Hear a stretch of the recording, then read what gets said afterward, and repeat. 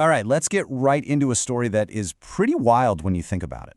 We're talking about a massive historic shift in global wealth. Capital isn't just moving anymore, it's literally migrating on a scale we've never seen before. And it's telling us a fascinating story about the world right now. So here it is, the headline number. This year, an absolutely record-breaking 128,000 millionaires are expected to pack their bags and move to a new country. Now, to be clear, this isn't just a trickle, it's a flood. It is the single largest migration of high-net-worth individuals that has ever been recorded. And this chart, it basically tells the whole story in one go. On one side, you have this huge exodus from the United Kingdom, which is set to lose a staggering 16,500 millionaires.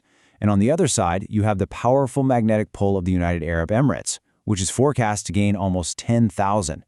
It's a stark contrast that really defines this entire phenomenon.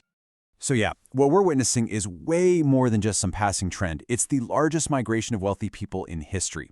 And what that signals is a major recalibration of how the world's elite are thinking about policy, about risk, and about where the real opportunities are. So who are we actually talking about here? Well, for this analysis, a high net worth individual, or an HNWI, is someone with at least $1 million in liquid investable assets. So, we're not talking about their homes or cars. We're talking about the people whose money can really move the needle for an economy. And what this has created is this incredibly fierce zero-sum competition between countries. Because when you think about it, there's a finite pool of this mobile capital. So governments know that one country's loss in talent and investment is directly another country's gain.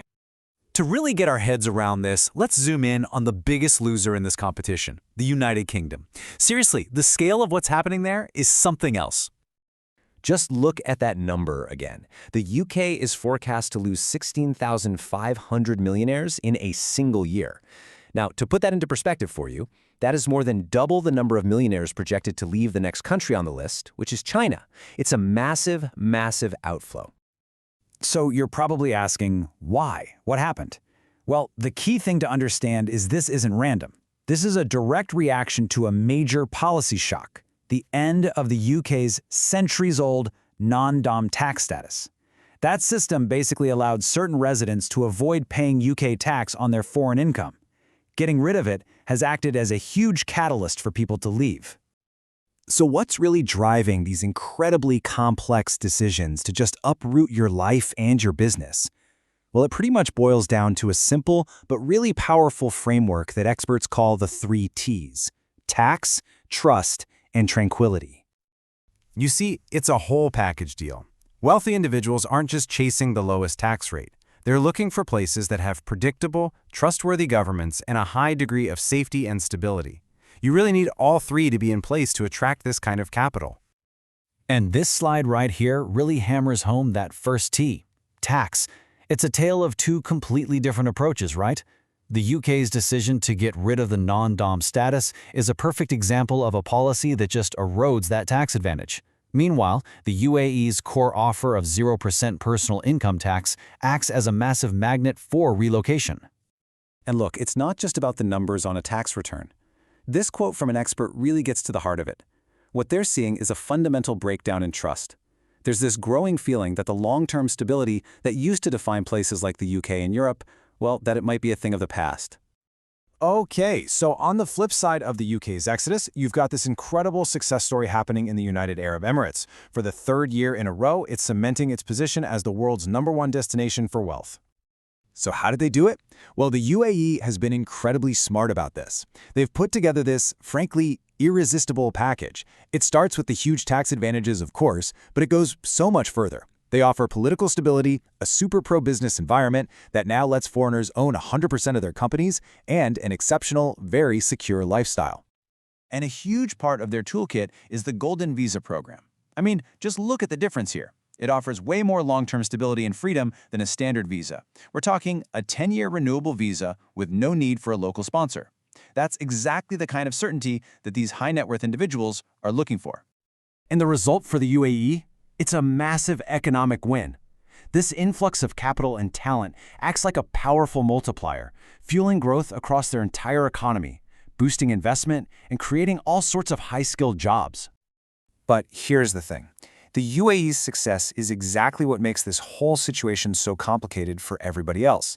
Their strategy proves that actively catering to mobile wealth works, and that puts every other nation in a really tough spot, sparking this fundamental debate about wealth, fairness, and what the social contract even means anymore.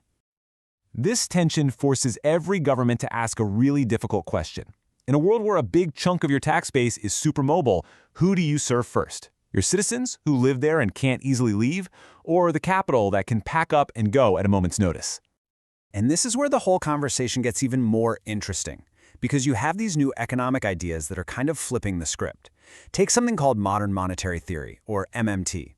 It basically suggests that for countries that control their own currency, the main point of taxes isn't just to fund the government. Instead, tax can be a powerful tool to manage the economy, and crucially to reduce extreme inequality. Exactly the kind of thing this wealth flight is highlighting. Now, this way of thinking leads to two totally different arguments for things like wealth taxes. You can practically see the UK's dilemma playing out right here.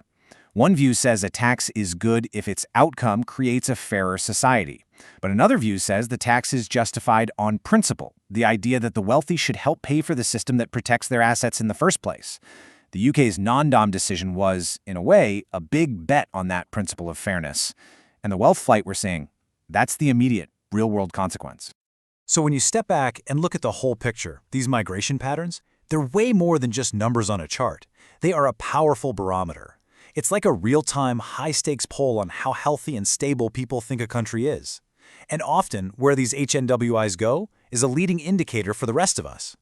Which leaves us with one final and kind of unsettling question to chew on. In a world where a huge source of capital can just vote with its feet and move anywhere it wants, who ultimately gets to write the rules that govern all of our economies? It's a question that this great wealth flight of 2025 is forcing every single country to face.